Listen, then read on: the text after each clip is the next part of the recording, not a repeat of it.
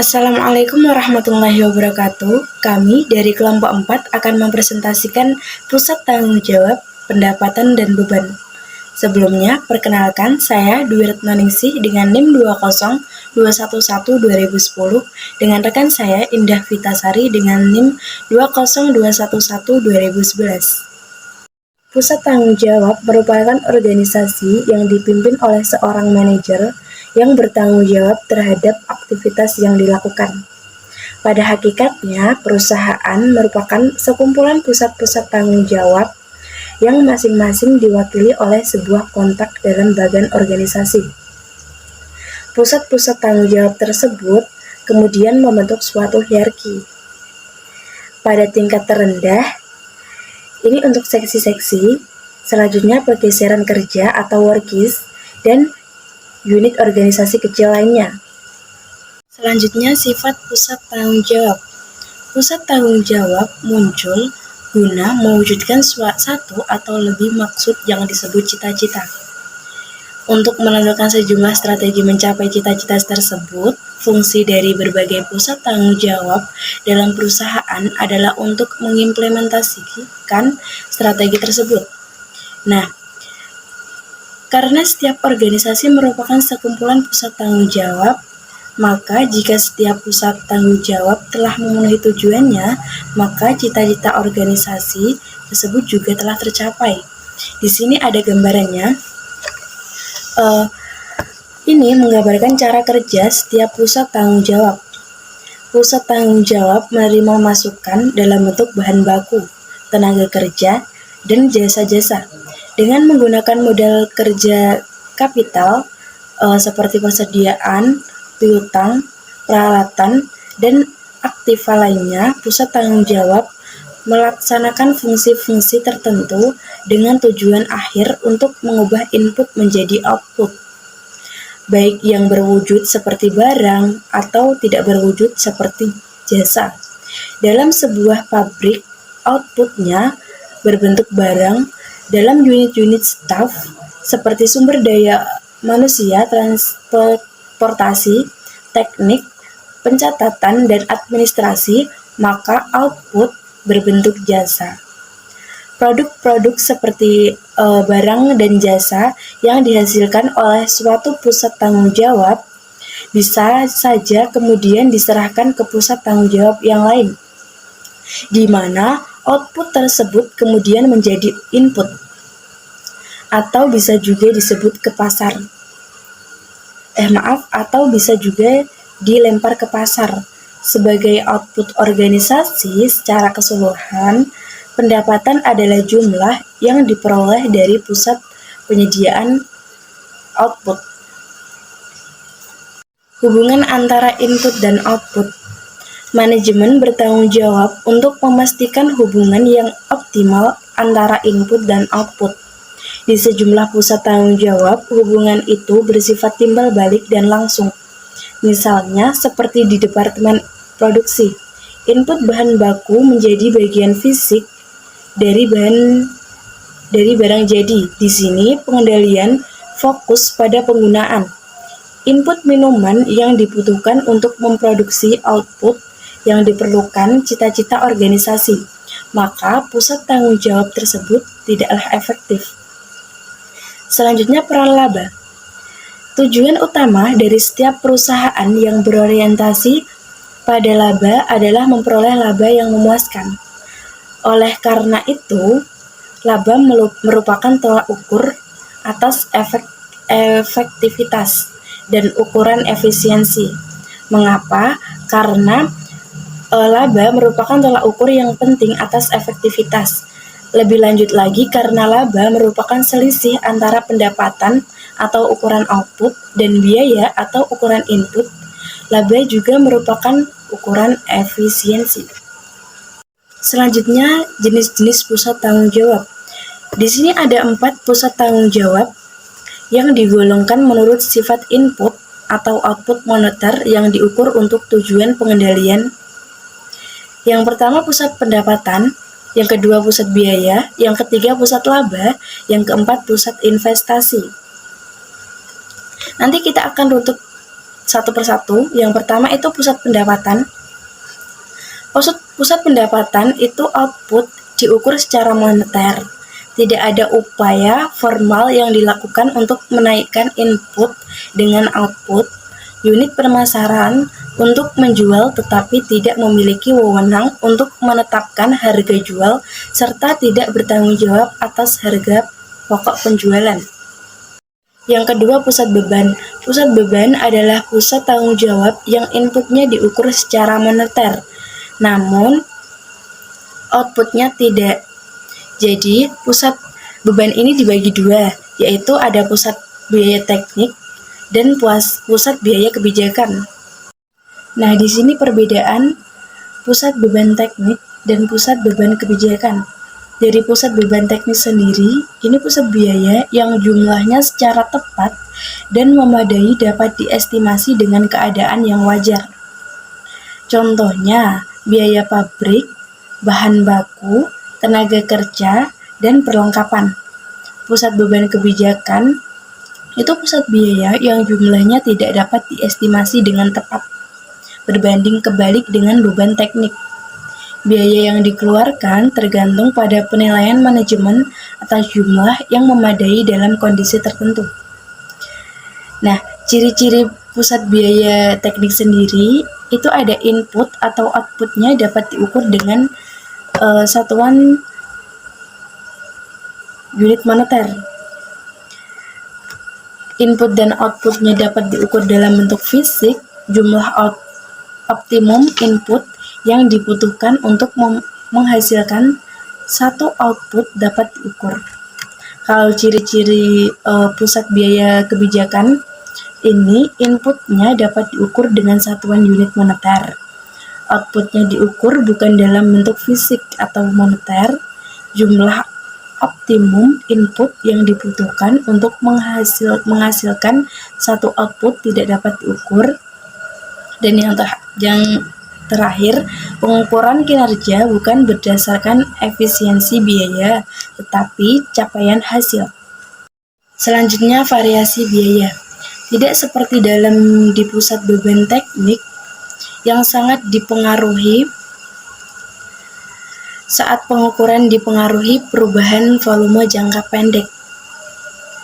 Perbedaan ini berawal dari fakta bahwa dalam pembuatan anggaran untuk pusat beban kebijakan tidak terpengaruh jangka pendek, pengeluaran terbesar adalah biaya personal, pengurangan dan penambahan personal dalam jangka waktu pendek tidak ekonomis.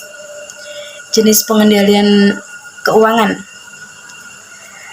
Pengendalian keuangan dalam pusat beban kebijakan sangat berbeda dengan pusat beban teknik.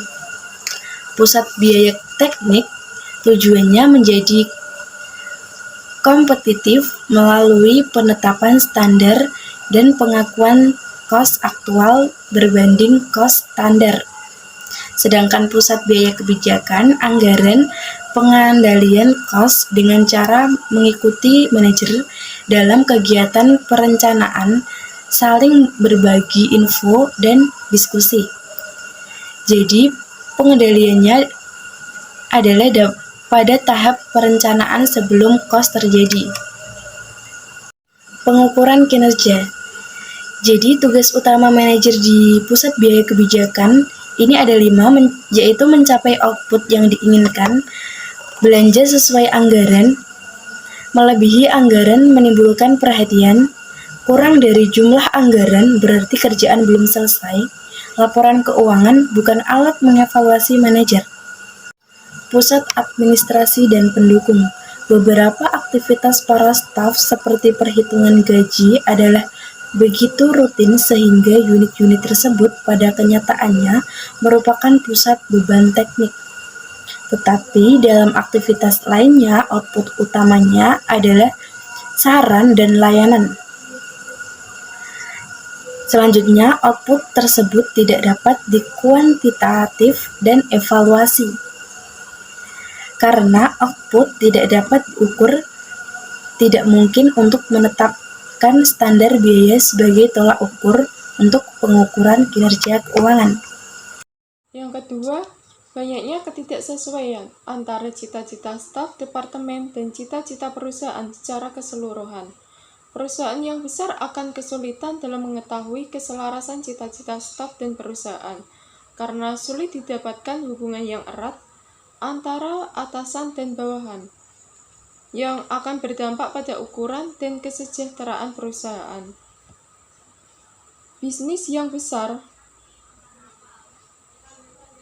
manajemen senior tidak dapat mengetahui maupun mengevaluasi aktivitas dari semua stafnya, dan jika perusahaan tersebut cukup menguntungkan, ada godaan untuk menyetujui permintaan staf untuk selalu menambah anggaran. Sedangkan dalam bisnis kecil dan menengah, manajemen tingkat atas memiliki hubungan yang erat dengan unit stafnya dan dapat menentukan melalui biayanya, melalui observasi apa yang mereka kerjakan dan apakah unit tersebut berimbang dengan biayanya. Kemudian pusat penelitian dan pengembangan. Permasalahan dalam pengendalian. Output sulit diukur secara kuantitatif. Output semi-tangible yaitu paten, produk baru, proses baru. Hubungan input dan output sulit diukur dengan nilai, dan estimasi sulit dilakukan dengan handal. Ketiadaan keselarasan tujuan. Manajer penelitian pada hakikatnya ingin membangun organisasi penelitian agar lebih baik atau yang terbaik, meskipun lebih mahal dari yang bisa didanai oleh perusahaan. Masalah lainnya yaitu pada orang yang bekerja di bidang penelitian sering tidak mempunyai pengetahuan yang memadai mengenai bisnis untuk menentukan arah kebijakan dalam sektor penelitian secara optimal. Efektivitas jarang diukur secara tahunan. Rangkaian kesatuan kerja penelitian dan pengembangan. Aktivitas penelitian dan pengembangan jangka panjang, terutama untuk penelitian dasar, butuh waktu sekitar 20-30 tahun sebelum dapat diluncurkan menjadi produk. Juga penelitian dasar untuk tidak terencana, di mana pihak manajemen hanya membuat keputusan secara umum mengenai bagian yang harus dieksplorasi. Sistem pengendalian keuangan hanya bernilai kecil dalam mengelola penelitian dasar, maka produk-produk alternatif sering diterapkan. Sebagai contohnya, para ilmuwan di perusahaan 3M diizinkan bahwa diharapkan untuk menghabiskan 15% waktu mereka guna mengerjakan proyek-proyek yang mereka pilih sendiri dan tidak perlu meminta persetujuan atasan mereka terlebih dahulu. Kemudian untuk pengujian produk, waktu dan keuangan dapat ditaksir, jumlah anggaran cenderung meningkat dari tahun ke tahun. Program Leadbank.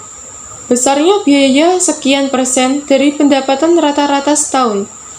Program tahunan, beberapa proyek ditambah cadangan untuk penelitian tidak terencana.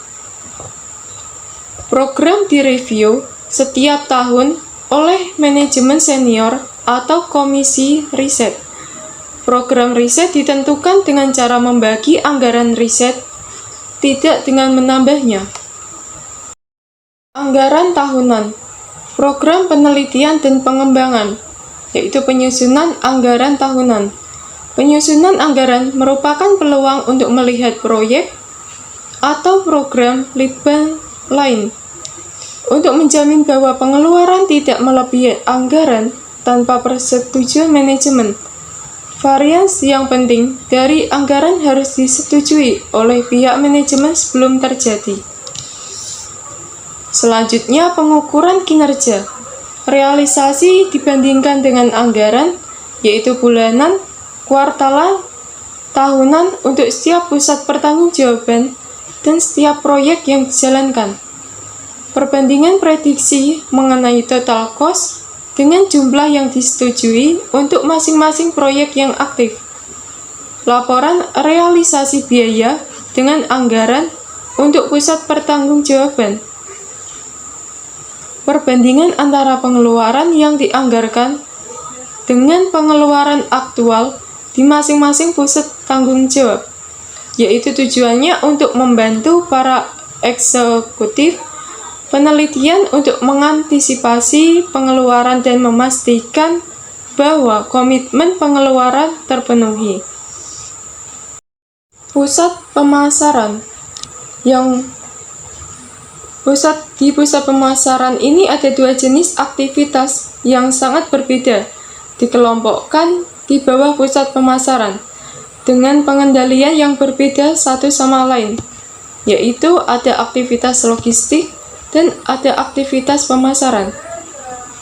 Yang pertama, aktivitas logistik. Aktivitas logistik adalah aktivitas-aktivitas yang terlibat dalam memindahkan barang dari perusahaan ke pelanggan dan mengumpulkan piutang yang jatuh tempo dari para pelanggannya. Aktivitas-aktivitas ini mencakup transportasi ke pusat distribusi, pergudangan, pengapalan, dan pengiriman, pengajuan rekening, dan aktivitas yang terkait dengan fungsi kredit dan penagihan piutang. Banyak inherent cost-nya, dan di aktivitas logistik itu pengendalian via standar dan anggaran disesuaikan dengan tingkat volume. Dan yang kedua, aktivitas pemasaran. Aktivitas pemasaran adalah aktivitas-aktivitas yang dilakukan oleh perusahaan untuk memperoleh pesanan atau yang terjadi sebelum ada pesanan. Output dapat diukur namun sulit dipakai untuk mengukur efektivitasnya karena dipakai oleh lingkungan yang tidak terkendali. Komitmen terhadap anggaran diperlukan.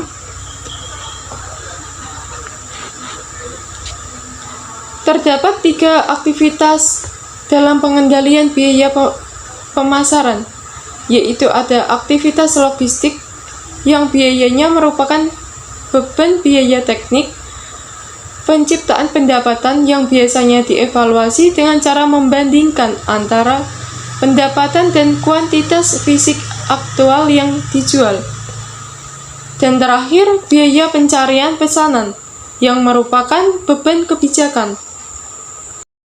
Di sini kelompok kami akan membahas kasus 4.2, yaitu pada perusahaan New Jersey Insurance Company. Pertanyaan yang pertama, dalam cara bagaimanakah Somersby mengendalikan operasi dari saksi di divisinya? Dalam cara bagaimana manajemen puncak mengendalikan operasi dari divisi hukum? Jawabannya, cara Somersby mengendalikan operasi dari saksi di divisinya yaitu memberi tugas yang sama tetapi perusahaan menerapkan mekanisme operasional dan kontrol yang berbeda. Masing-masing bagian divisi perusahaan bersama-sama melakukan sejumlah pinjaman dan menjual.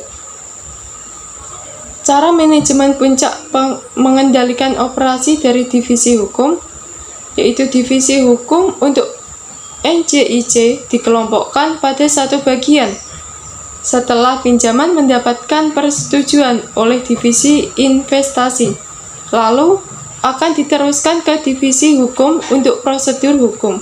Pinjaman yang diberikan masing-masing bagian berdasarkan lokasi geografis, karena mereka memiliki transaksi yang sama.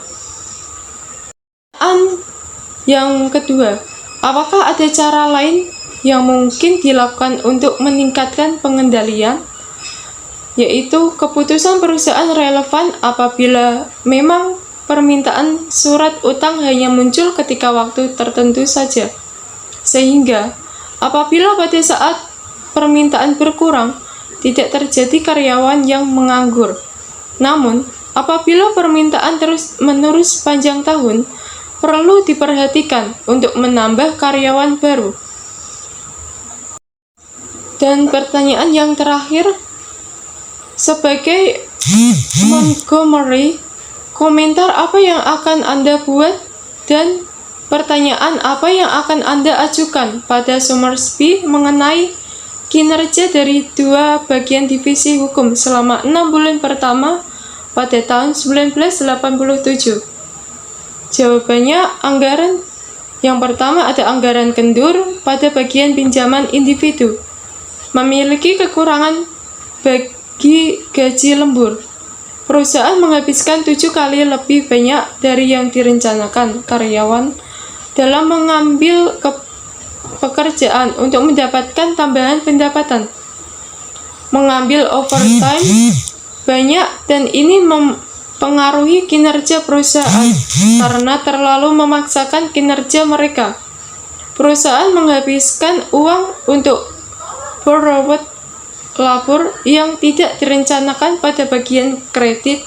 Korporasi perusahaan memiliki kendur dari 100% untuk gaji paruh waktu dan gaji lembur.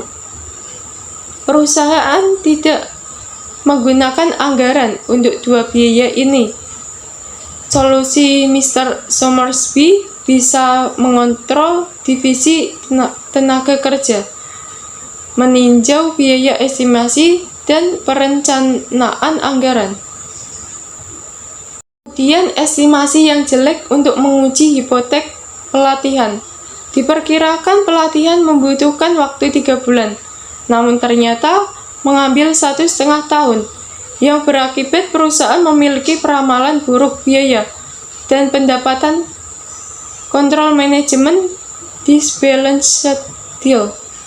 Solusinya yaitu dengan Somersby mengontrol proses pemilihan orang-orang untuk pelatihan. Kebijakan perusahaan membatasi kegiatan. Kebijakan tersebut membuat manajemen enggan untuk mempekerjakan karyawan baru. Solusinya yaitu meninjau kebijakan perusahaan dan mengubahnya dengan cara menyederhanakan pengambilan keputusan supaya bebas mempekerjakan karyawan baru ketika diperlukan. Terakhir, ada dovetailing dalam aturan kerja dan masalah komunikasi. Tidak perlu menyewa para pengacara firma hukum dari luar, karena akan membutuhkan biaya yang jauh lebih besar dibandingkan dengan memberikan bayaran untuk kerja lembur. Solusinya yaitu dengan mengatur kembali sentralisasi komunikasi antara semua bagian pelayanan hukum. Perusahaan dapat mengatur pertemuan, meningkatkan manajemen sumber daya manusia, dan implan pelaporan kegiatan, perangkat lunak khusus. Dan presentasi dari kelompok kami mohon maaf apabila ada kesalahan kata, dan jika kurang jelas bisa ditanyakan melalui Sunan. Wassalamualaikum warahmatullahi wabarakatuh.